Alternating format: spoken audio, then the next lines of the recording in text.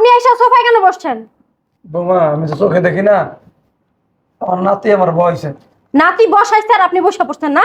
নামেন, নিচে নামেন, এইখানে বসেন।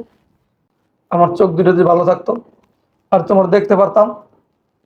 কে আপনি? আমার দেখে কি করবেন? হ্যাঁ, আমার দেখার তো শখ কেন আপনার?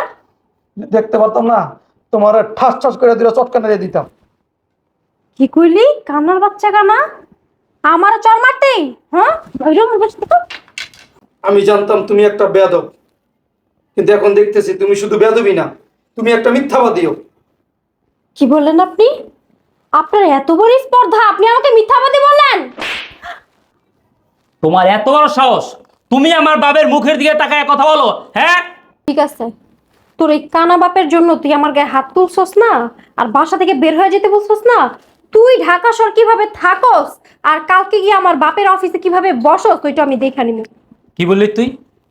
তোর বাপের অফিসে আমার বসতে দিবি না? আরে তোর বাপের অফিসে না বসলে আমার কিচ্ছু হবে না। তোর বাপের অফিসের টাকা পয়সার থেকে না আমার বাপের আত্মসম্মান বোধ আমার কাছে বেশি। আর কি বললি? তুই আমার ঢাকা শহর থাকতে দিবি না? এই ঢাকা শহরটা কি তোর বাপের নাকি? তোর বাপের সম্পত্তি? এই ঢাকা শহর আমার বাপের সম্পত্তি না তোর কানা চাষা বাপের সম্পত্তি? ওইটাই তুই টের পাবি।